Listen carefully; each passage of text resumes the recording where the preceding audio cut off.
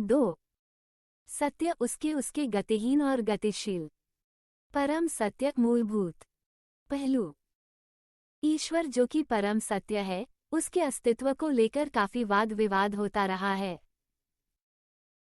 मेरे विचार से मुख्य समस्या परमात्मा के अस्तित्व को सही या गलत साबित करने की नहीं है, बल्कि उसे उचित और संतोषजनक ढंग से परिभाषित करने की है। विभिन्न पारंपरिक गतिविधियों के कारण पैदा होने वाली व्यक्तिगत परेशानियों और भौतिकता के प्रति हमारे जरूरत से ज्यादा लगाव ने अंधविश्वास और कट्टरता को बढ़ावा देकर लोगों को और भी ज्यादा गुमराह कर दिया है, जिसकी वजह से विचारशील और बुद्धिमान इंसान ईश्वर शब्द के जिक्र मात्र से खींच सा जाता है। ईश्वर मूलभूत सत्य के संबंध में कई धारणाएं प्रचलित हैं। अपनी क्षमता और समझ के अनुसार लोग उन्हें अलग अलग नजरिए से देखते हैं। ईश्वर के संबंध में सबसे आम धारणा शाश्वत शक्ति के रूप में है, परंतु दार्शनिक दृष्टिकोण निर्गुण ब्रह्म की धारणा को सम्मिलित करता है, जो विविधता और भेदभाव से परे है। वो गुण, क्रियाशीलता और चेतनता से परे है। इस निर्गुण ब्रह्म को 323 सहज मार्गदर्शन, अस्तित्व का मूलभूत कारण और उपस्तर यानी समस्त जड़ चेतन जगत का सृष्टिकर्ता माना जाता है, जो संपूर्ण व्यक्त सृष्टि का अति क्रियाशील केंद्र है। इसे परब्रह्म भी कहते हैं। उसके बाद ईश्वर का विचार परम अस्तित्व के रूप में आता है। हम ब्रह्मांड को उसके अनेक रूपों और विविधताओं में देखते हैं और हमें इसके निर्माता और नियंत्रक चलाने वाले में विश्वास होने लगता है। हम उसे ईश्वर या सगुण ब्रह्म कहते हैं। उसे अनादि अनंत मानते हैं, जो सर्वगुण संपन्न, सर्वशक्तिमान और सर्वज्ञ है।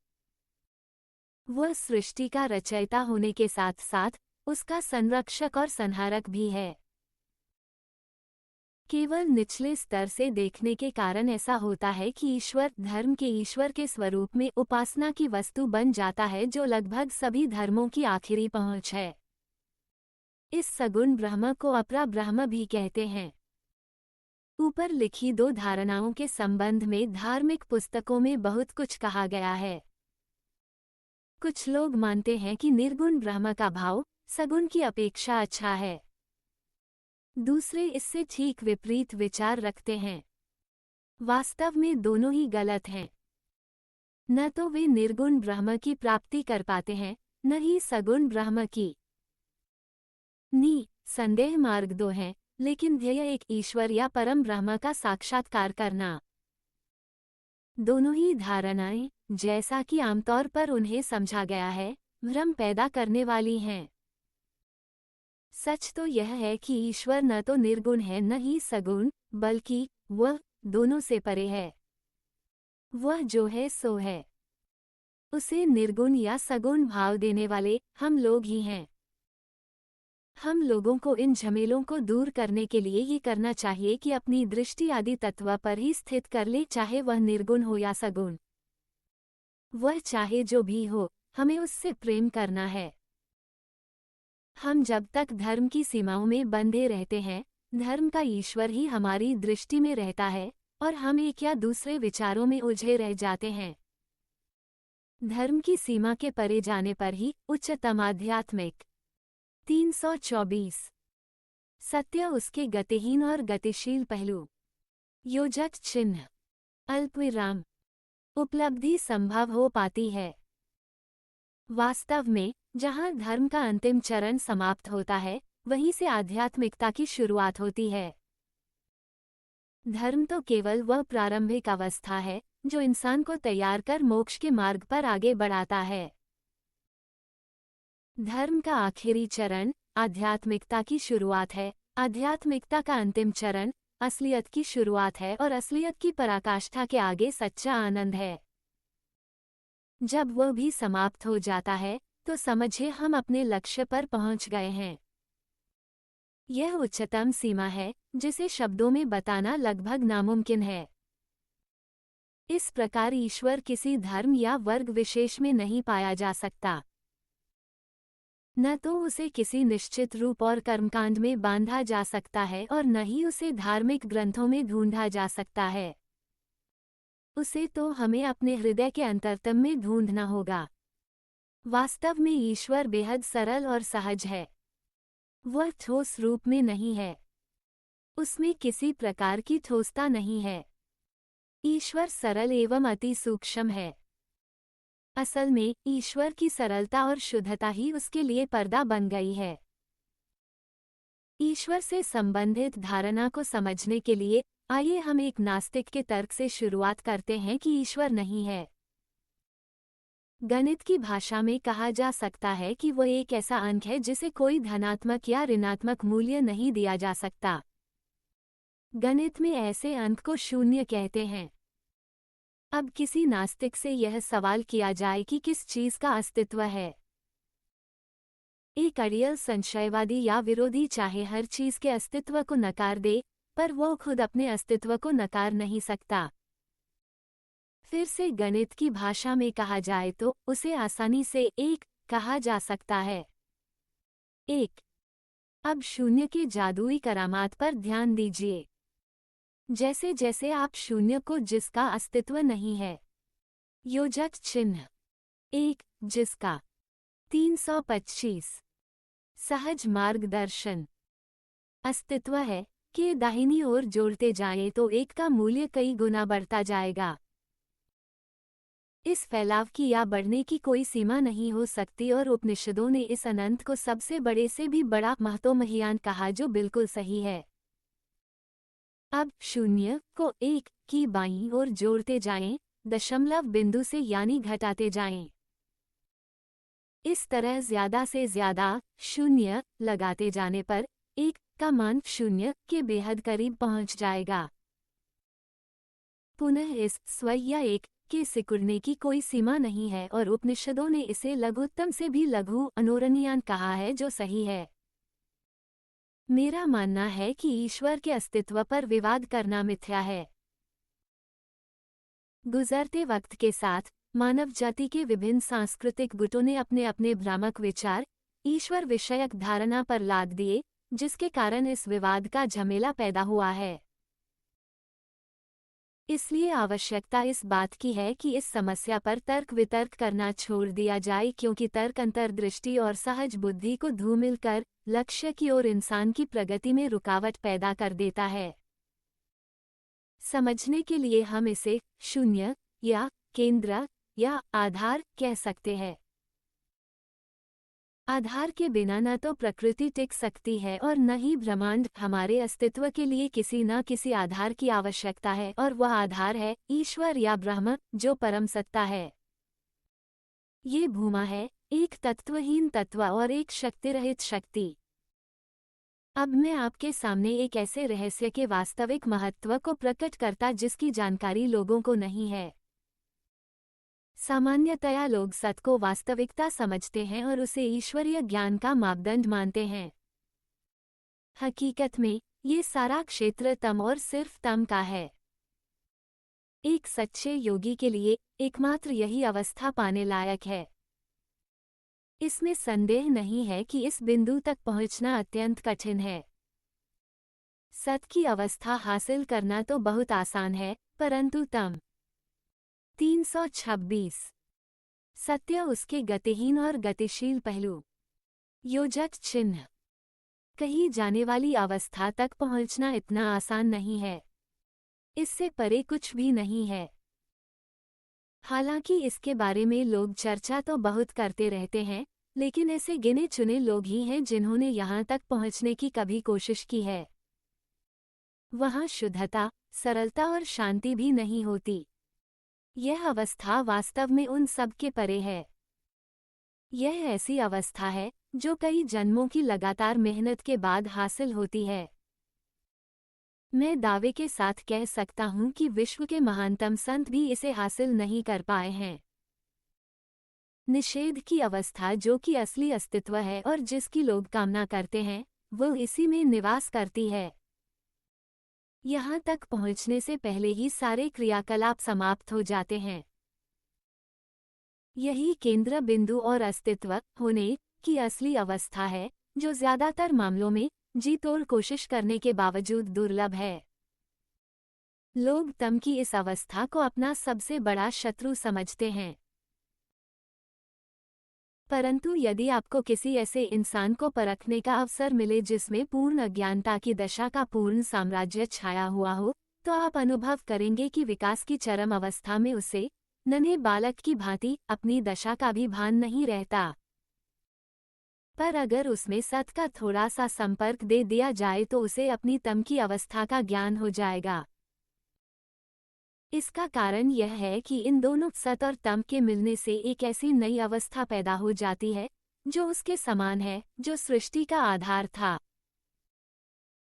सामान्यतया हमारी आंखें किसी भी वस्तु की ओर आकर्षित हो जाती हैं जो चमकदार और चकाचौंध करने वाली होती है, और हम भूल से उसे ही सच समझ लेते हैं।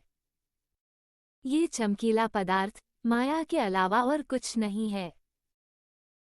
जो लोग इस बारे में इतना बड़ा चढ़ाकर बोलते रहते हैं, वास्तव में असलियत की तो बात ही छोड़ दीजिए, वे आध्यात्मिकता के क्षेत्र से भी कोसों दूर होते हैं।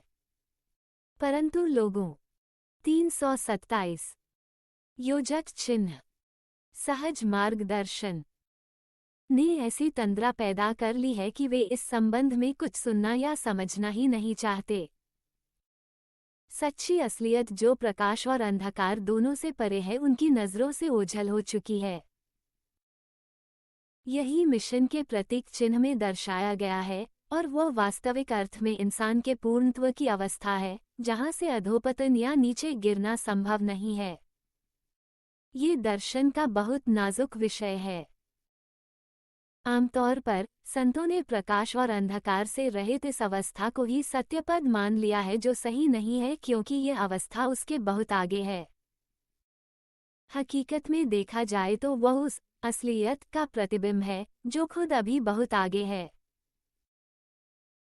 ज्यादातर पाठकों के लिए यह बेहद चौंकाने वाला साबित हो सकता है, परंतु मैंने ये सब उन लोगों के लिए लिखा है जो आध्यात्मिकता में अत्यंत विकसित हैं और इस विज्ञान का पूर्ण ज्ञान रखते हैं। धर्म के दायरे में इसे पाना संभव नहीं है, इसे तो केवल व्यावहारिक रूप में ही अनुभव किया जा सकता है। यह एक बिल्कुल ही अलग मार्ग है। यह अपने आप में एक विज्ञान है, और जब तक किसी में अंतर्बोध द्वारा ईश्वर अनुभूति की प्रतिभा न पैदा हो जाए, वह इसके काबिल नहीं समझा जा सकता। 1. निजत्व का भाव, अस्तित्वता, आइडेंटिटी। निजत्व के भाव के संबंध में कुछ कहना चाहूंगा। बेहतर होगा कि इसे एक सूक्ष्म भाव मान लिया जाए जो बाद में विचार का रूप ले लेता है। इसका सही अर्थ व्यक्त करना बहुत कठिन है। फिर भी इसका अर्थ ये लगाया जा सकता है जैसे वह जो हमारे मन में सृष्टि के मूल की चेतना लाता है, या मौलिक चेतना का थोड़ा स्थूल रूप, या दूसरे शब्दों में असलियत जो थोड़ी स्थूलता के आवरण में हो। हमारा स्थूल रूप हमारे हृदय में यह भाव जगाता है कि इसके आगे भी कुछ न कुछ जरूर है जो हमारे अस्तित्व में आने का कारण है। इससे कोई यह निष्कर्ष निकाल सकता है कि उसका भी क्रमानुसार कोई 328 सत्य उसके गतिहीन और गतिशील पहलू योजक चिन्ह कारण होगा। कार्य और कारण हेतु की यह लड़ी तब तक जारी रह सकती है जब तक कोई उस बिंदु तक न पहुंच जाए जहां उसकी चेतना से ये लड़ी भी लुप्त हो जाए। तर्क दिया जा सकता है कि उसका भी कोई कारण अवश्य होगा, परंतु तब ये सब मानव समझ के परे हो जाएगा। इतना कहना पर्याप्त होगा कि अपने सूक्ष्मतम स्तर पर ये निज के भाव के रूप में व्यक्त किया जाता है। हर शरीरधारी आत्मा में निज का भाव अवश्य होना चाहिए, जो उच्चतर स्तरों पर अधिकाधिक झीना और सूक्ष्मतर होता जाता है। निजता का ये भाव जितना सूक्ष्म होगा, वह इंसान जीवन में उतना ही सामर्थ्यवान होगा। निज के भाव का अस्तित्व महाप्रलय तक बना रहता है। तब आत्मा अपना यह निजीपन त्याग देती है तथा एक विराट समष्टि के भाव में विलीन हो जाती है, जो बाद में दूसरी सृष्टि का कारण बनती है। इस प्रकार यह निजत्व का भाव है जो समाप्त होता है, न कि वैयक्तिकता। मूल या केंद्र पर सुषुप्त क्रिया के कारण ऐसा होता है, जहाँ पर होने और न होने अर्थात अस्तित्व और अनस्तित्व में सिर्फ नाम मात्र का अंतर होता है। सृष्टि विज्ञान। संसार स्मरणातीत काल से अस्तित्व में है, परंतु उसकी रचना की सही तारीख की जानकारी नहीं मिलती। हालांकि कुछ लोगों ने सृष्टि काल निर्धारित करने का प्रयास जरूर किया है। सृष्टि के पूर्व केवल दिव्यता अपने शुद्ध और मौलिक अवस्था में थी, जिसमें कोई ठोसता या स्थूलता नहीं थी और हर वस्तु अपने सत्व रूप में इसमें समाई हुई थी। सृष्टि रचना शुरू होने से पहले केंद्र और इसके चारों ओर केवल अदृश्य गति थी और इसमें तथा इसके इर्द गिर्द सृष्टि का भाव विद्यमान था। आप इसे प्रथम विचार या प्रारंभिक ज्ञान अविद्या कह सकते हैं। समझने के लिए इसे गति, क्षोभ, कंपन, शक्ति या और कुछ भी कहा जा सकता है। सृष्टि की रचना और उसके लिए 329 सहज मार्गदर्शन। जो कुछ भी जरूरी था, ये सबका मूलभूत कारण था। जब सृष्टि का समय आया, वह भाव जो अदृश्य गति में छिपा हुआ या सुषुप्त था, अपनी चरम अवस्था में पहुंचकर परिपक्व हो गया और उसने संपूर्ण गति को मतकर ऐसी शक्ति पैदा कर दी जो तेजी से बाहर की ओर फूट पड़ी। सूक्ष्मतम कण गर्म हो गए। इस प्रकार पहले दिन से ही परत या आवरण चढ़ने लगे। लगातार ताप के कारण कणों में गति पैदा होने लगी। इसकी तीव्रता बढ़ती गई और पर्दे के बाद पर्दा इसके ऊपर चढ़ता गया। तीव्रता और कंपन में बढ़ोतरी होने से स्थूलता का विकास होने लगा। हर कण का कार्य प्रारंभ हो गया और कई गुना होता गया, जब तक कि वास्तविकता ककून में रेशम के कीड़े की भांति बंध न गई। इस प्रकार सृष्टि के प्रारंभ में एक क्षोभ, एक गति थी। ये गति सृष्टि का आधार थी। ये पवित्र वस्तु थी जिसका स्थान ईश्वर के बाद दूसरा था। वही वस्तु मानव मन के रूप में प्रकट हुई। जब सृष्टि का समय आया, तैयारियां होने लगी, धाराएं बह चली, कंपन तीव्र हो गए, ग्रंथियों का निर्माण प्रारंभ हो गया, संवेग जुट गए, मंथन क्रिया प्रारंभ हो गई। क्रियाएं और प्रतिक्रियाएं प्रारंभ हो गईं और तब तक चलती रहीं, जब तक कि वस्तुओं ने अलग अलग रूप धारण करना प्रारंभ नहीं कर दिया। सृष्टि की क्रिया पूरे वेग में आ गई। सजीव और निर्जीव वस्तुएं अस्तित्व में आने लगीं। धीरे धीरे सभी चीजें प्रकाश में आईं और ब्रह्मांड का निर्माण हो गया। केंद्र के चारों ओर चक्राकार गति के कारण प्रकृति अस्तित्व में आई। गति ने शक्ति उत्पन्न की जो बाद में सृष्टि का कारण बनी। इस प्रारंभिक गति या क्षोभ को ईश्वर की सुषुप्त इच्छा ने क्रियाशीलता प्रदान की जो ब्रह्मांड में जैव व अजैव जगत का कारण बनी। क्षोभ ने सुषुप्त शक्तियों को गति दे दी और सृष्टि एवं प्राण संचारण की क्रिया प्रारंभ हो गई। वही मौलिक शक्ति जो क्षोभ या प्रेरक के रूप में थी, हर जीव में मुख्य शक्ति के रूप में आई। मनुष्य में यह मन 330 सत्य उसके गतिहीन और गतिशील पहलू योजक चिन्ह के नाम से जानी गई, जिसके मूल में वही अदृश्य इच्छा छिपी हुई है जैसी कि क्षोभ में थी। इस प्रकार मानव मन उस मूल शक्ति या प्रारंभिक क्षोभ से, जिसका यह अंश है, काफी मिलता जुलता है। इसलिए दोनों के कार्य भी बहुत कुछ एक जैसे ही हैं। मैं क्षोभ के कारण के विषय में कहना चाहूंगा कि सृष्टि रचना प्रारंभ होने के पहले पूर्ण शांति व्याप्त थी। यहाँ तक कि शक्ति, एक या बल भी अपने मूल स्रोत में जमे पड़े थे। फिर भी परिवर्तन का समय आया। गति पैदा हुई और उसने चीजों को क्रियाशील बना दिया, जिसके परिणामस्वरूप ईश्वर की इच्छानुसार अलग अलग रूप और आकार का निर्माण हुआ। इन सब के मूल में कुछ ऐसा था जिसे हम सक्रिय शक्ति कह सकते हैं, परंतु उसे भी अपने लिए एक आधार की जरूरत थी, जिसके बिना वह अपना कार्य नहीं कर सकती थी, और वह आधार ईश्वर या परम सत्ता थी। इस प्रकार हम इस निष्कर्ष पर पहुंचते हैं कि गति के कारण सृष्टि की रचना हुई और गति का कारण था मूल आधार, जो आज भी है और हमेशा कायम रहेगा। आकाश और काल। योजक चिन्ह। उद्धरण चिन्ह। सृष्टि के पूर्व सर्वत्र सिर्फ आकाश ही था। इस प्रकार ईश्वर की सत्ता बाद में उभरी और उसे प्रकट होने में थोड़ा वक्त लगा। हमें आकाश अनादि और अनंत नजर आता है, इसलिए यह नतीजा निकाला गया कि ईश्वर भी अनादि अनंत है।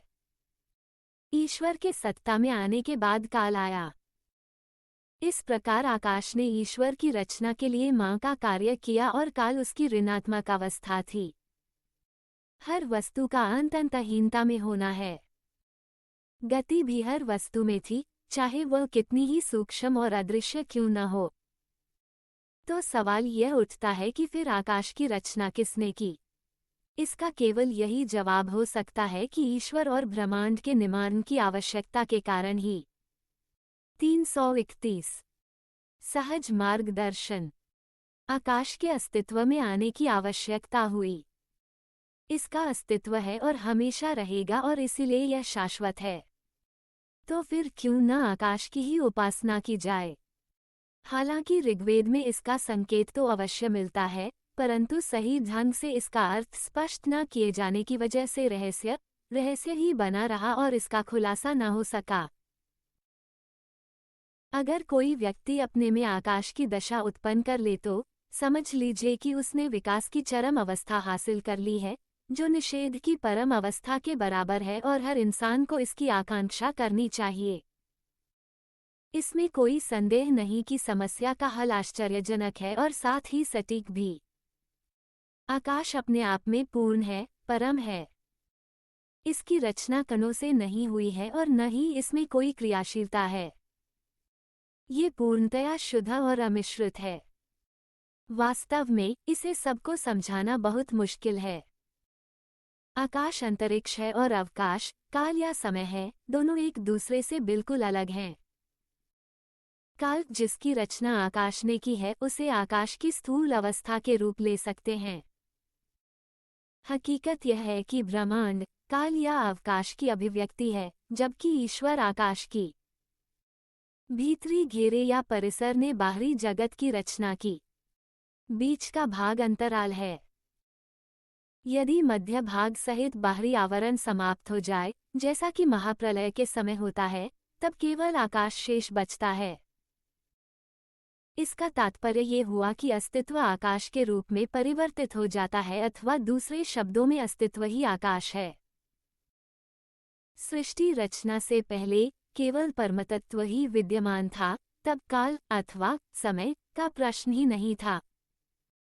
जब मूल आधार में सृष्टि का विचार उठा, उस समय आधार में कुछ भी नहीं था। ये चलता रहा और गति के कारण शक्ति में परिवर्तित हो गया, जिसकी प्रवृत्ति क्रियाशीलता अथवा कार्य की रही, परंतु निश्चित ही कार्य। 332 सत्य उसके गतिहीन और गतिशील पहलू। योजक चिन्ह। होने के लिए किसी क्षेत्र या आधार की आवश्यकता होती है। इस प्रकार प्रथम मौलिक विचार और उसके बाद उत्पन्न होने वाली वस्तु के बीच का संक्षिप्त ठहराव, अंतराल या दूसरे शब्दों में कारण एवं कार्य के बीच का संक्षिप्त ठहराव पहले से ही विद्यमान था। इसे हम सही अर्थ में अवधि अथवा काल या समय कह सकते हैं, जिसने विचार के कार्य के लिए क्षेत्र का काम किया। इस प्रकार काल शक्ति में विलीन होकर सृष्टि की आगे की क्रिया के लिए स्वयं ही शक्ति स्वरूप हो गया। सामान्य नियम के अनुसार विचार जब गहरा हो जाता है तो एक प्रकार का ठहराव उत्पन्न करता है, जिसमें बहुत अधिक शक्ति छिपी होती है। केंद्र के संबंध में गहराई का प्रश्न बिल्कुल नहीं उठता, क्योंकि उसमें पूर्ण समरसता है। केंद्र में शक्ति के वेग का विचार, मन की सीधी सक्रियता आदि का भी अभाव था, क्योंकि केंद्र अथवा परमतत्व होते हुए भी वह मन रहित था। इस प्रकार प्रथम विचार एवं कार्य के बीच में केवल शक्ति थी, जिसे हम काल अथवा समय कहते हैं। वही शक्ति अपनी सीमित क्षमता के अनुसार हमें भी प्राप्त हुई। अब इस शक्ति का इस्तेमाल करने के लिए हमें इसे केंद्र की विराट शक्ति में विलीन करना होगा, जो पूर्ण एवं परमब्रह्म है। इस संसार में कोई भी वस्तु, यहाँ तक कि आधुनिक विज्ञान का मेगाटन बम भी, इस शक्ति की बराबरी नहीं कर सकता। आधुनिक विज्ञान शायद अभी तक इसका महत्व पूरी तरह नहीं समझ सका है। हालांकि समझा भी होता, तो इसका इस्तेमाल केवल विनाशकारी कार्यों के लिए ही करता। उद्धरण चिन्ह अल्पविराम। खैर, इस शक्ति को पृथ्वी पर उतारा जा सकता है और दृढ़ इच्छा शक्ति के इस्तेमाल द्वारा उसे काम में लाया जा सकता है। आध्यात्मिकता की उच्च अवस्था पर पहुंचे हुए योगी के पास जाने या अनजाने रूप में ये शक्ति विद्यमान रहती है। मेरा मानना है कि 333 सहज मार्गदर्शन। इस महान शक्ति की जानकारी के बिना भौतिक विज्ञान अधूरा है, जो वास्तव में सारी शक्तियों का मूल स्रोत है। जीव और ब्रह्म। जीव व्यष्टि आत्मा जब अपनी अलग सत्ता धारण करती है तो इसे अपने निजत्व का एहसास हो जाता है और वही इसके जीवन धारण करने का कारण बन जाता है। प्रारंभ में जीव और ब्रह्म बिल्कुल एक जैसे थे और यह केवल जीव की विलग सत्ता थी जिसने दोनों में अंतर पैदा कर दिया। अब अहम अथवा विलग सत्ता के भाव से घिरी हुई आत्मा ने जन्म ले लिया। जिस क्षेत्र में उसने जन्म लिया, उसने भी इस पर अपना प्रभाव डालना शुरू कर दिया। एक के बाद एक करके ढेरों रंग इसके चारों ओर इकट्ठे होने लगे, जिससे इस पर एक नया ही रंग चढ़ गया। एक तरह से विविधता इकट्ठी होने लगी, जिससे धीरे धीरे अहम भाव पनपने लगा, जो धीरे धीरे गहरा और दृढ़ होने लगा। स्थूलता के निर्माण में भावना, संवेग और इच्छाओं ने अपना योगदान देना शुरू कर दिया।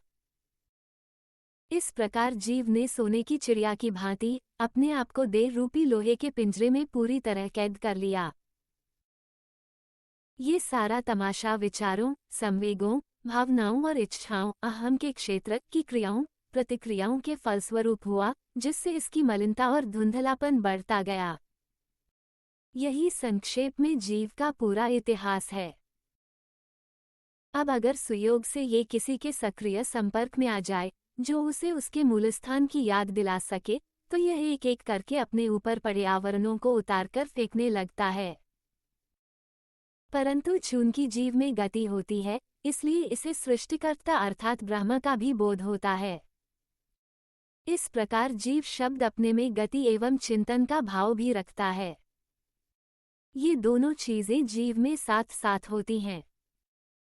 इस प्रकार ब्रह्म और जीव दोनों का काम लगभग एक जैसा ही है, फर्क सिर्फ इतना है कि जहां ब्रह्म का 334 सत्य उसके गतिहीन और गतिशील पहलू, योजक चिन्ह, विस्तार संपूर्ण ब्रह्मांड में होता है, वहीं जीव केवल अहम निज के संकीर्ण क्षेत्र तक ही सीमित रहता है। इस मायने में कहा जा सकता है कि ब्रह्म भी अपने बंधन में वैसे ही बंधा है जैसे कि जीव। शायद इतना ही फर्क है कि जीव के बंधन ब्रह्म के बंधनों की अपेक्षा ज्यादा गाढ़े और स्थूल होते हैं। दोनों ही सीमाओं में बंधे हैं। ब्रह्म की सही धारणा यही है। प्रकृति में समानांतरता। सृष्टि की रचना के पहले केवल दिव्यता का ही अपने मूल रूप में अस्तित्व था और हर वस्तु अपने सार रूप में इसमें विलीन थी। क्षोभ के द्वारा अदृश्य गति के क्षेत्र में मंथन शुरू करने से अभिव्यक्ति की प्रक्रिया शुरू हो गई। क्रियाशीलता फिर से जागृत हो गई और शक्ति ने इसके साथ मिलकर सृष्टि की रचना की दिशा में काम करना शुरू कर दिया। ये प्रक्रिया दिव्यता से पूरी तरह मिलती जुलती होने के बावजूद अपने बाह्य रूप में उससे कुछ भिन्न प्रतीत होती थी, क्योंकि उसने अभिव्यक्ति के उद्देश्य से एक दूसरा मार्ग अपना लिया था। इस कारण इसे मानवीय पक्ष कहा जा सकता है, क्योंकि इसका संबंध मनुष्य की रचना से था। अब दिव्य पक्ष और मानवीय पक्ष दोनों साथ साथ एक दूसरे के समानांतर कार्य करने लगे। परंतु चूंकि मूल स्रोत का प्रमुख उद्देश्य सृष्टि की रचना करना था, मानवीय पक्ष को प्रमुखता दी जाने लगी और सूक्ष्म होते हुए भी मनुष्य समेत हर वस्तु ठोस रूप धारण करने लगी। दूसरे शब्दों में मानवीय पक्ष संपूर्ण ढांचे का आधार बना। परंतु इसका कार्य दिव्य पक्ष के अदृश्य कार्य के अधीन ही रहा, जो इसके समानांतर ही क्रियाशील था। इस तरह शक्ति के उचित ढंग से काम करने के कारण विभिन्न रूप और आकृतियां बनती चली गईं। हकीकत तो यह है कि दिव्य पक्ष के साथ साथ और समानांतर चले बिना मानवीय पक्ष कभी इतनी 335 सहज मार्गदर्शन अपने अच्छी तरह से कार्य नहीं कर सकता था। संक्षेप में, मानवीय पक्ष ने दिव्य पक्ष के समानांतर चलकर दिव्यता के साथ मिलकर आपको सुव्यवस्थित कर लिया। क्रियाओं में वृद्धि होती गई और मनुष्य दूसरी सारी चीजों के साथ साथ स्थूलतर रूप धारण करता गया। मनुष्य की संरचना में हर वस्तु मानवीय पक्ष से संबंधित है और हर वस्तु के मूल में दिव्यता होती है।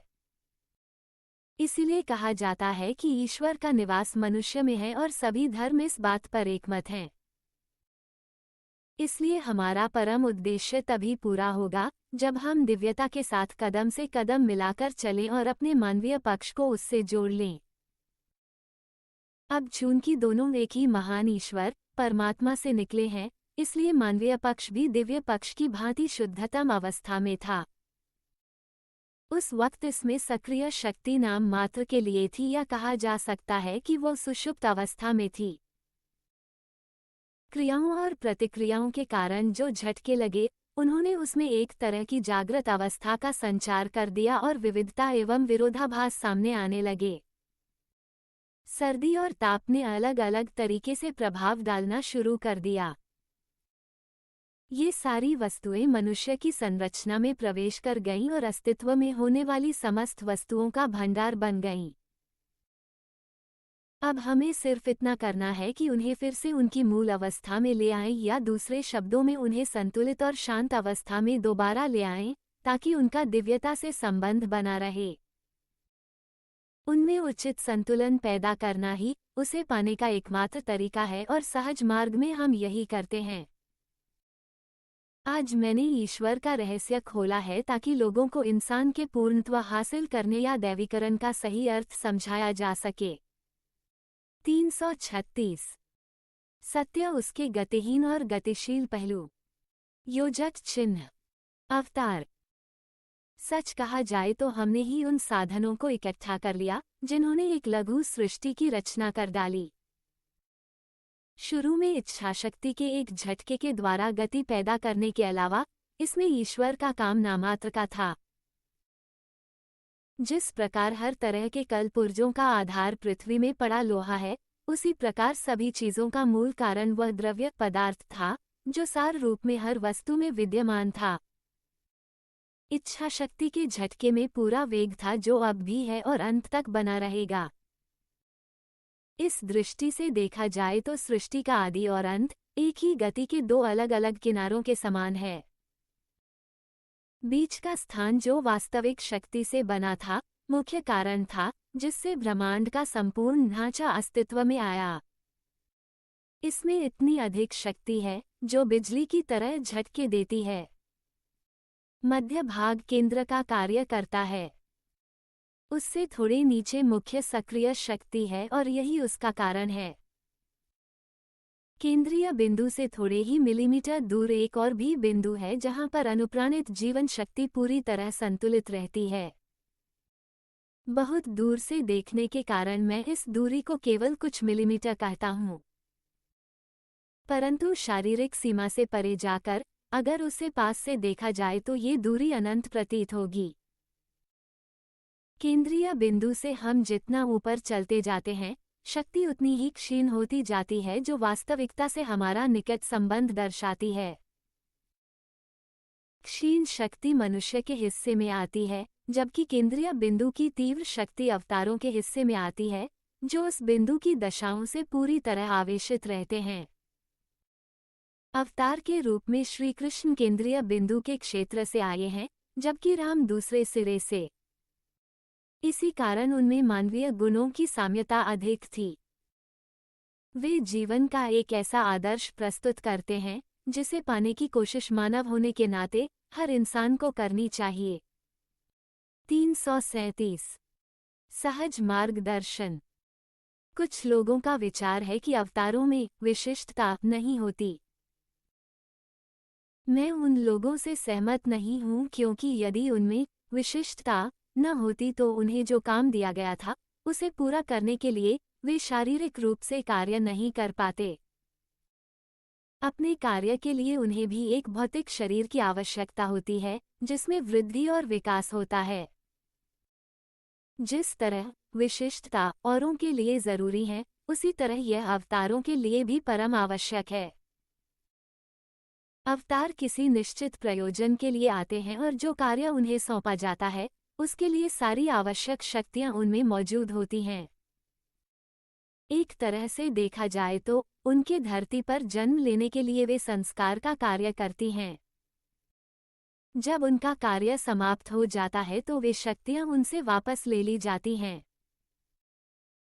एक आम इंसान और अवतार में केवल इतना अंतर होता है कि इंसान अनेक परतों से ढका रहता है, जबकि अवतार उनमें से अधिकांश से मुक्त होता है। उन्हें दिव्यता का एहसास रहता है, जबकि मनुष्य उससे वंचित रहता है। यद्यपि मनुष्य और अवतार का मूल स्थान एक ही है, फिर भी अवतार दिव्यता के निकट संपर्क में रहता है। उसे जिस वस्तु की आवश्यकता होती है वो वस्तु उसे मूल स्रोत से सुलभ हो जाती है। कार्य संचालन के लिए उसे दैवी आदेश मिलते रहते हैं जो देववाणी के रूप में प्रसिद्ध हैं। अब चूंकि अवतार सक्रिय होते हैं, अतः उनके पास मनस का होना भी आवश्यक है, परंतु उनका मनस शुद्ध और अधिक संतुलित होता है और उनके कार्य दैवी इच्छा के अनुरूप होते हैं। इसलिए ये धारणा गलत है कि अवतारों के पास मनस नहीं होता। जहाँ तक मेरी जानकारी है, वर्तमान काल में जो विशिष्ट व्यक्तित्व काम कर रहा है, मैं कह सकता हूँ कि वह केंद्रीय बिंदु से उतरा है, इसलिए उसके पास अपार शक्ति है। हालांकि ऊपरी तौर पर देखने से वे मंद और शिथिल प्रतीत हो सकती हैं। अभी 338 सत्य उसके गतिहीन और गतिशील पहलू। योजक चिन्ह तक जितने भी अवतार पृथ्वी पर आए हैं, उनमें से किसी को भी मूल शक्ति प्रदान नहीं की गई थी। केवल ईश्वर को ही हर चीज की सही जानकारी है। उसी की कृपा से मैंने प्रकृति की जो जानकारी हासिल की है, उसी के आधार पर मैं ये बात कह रहा हूँ।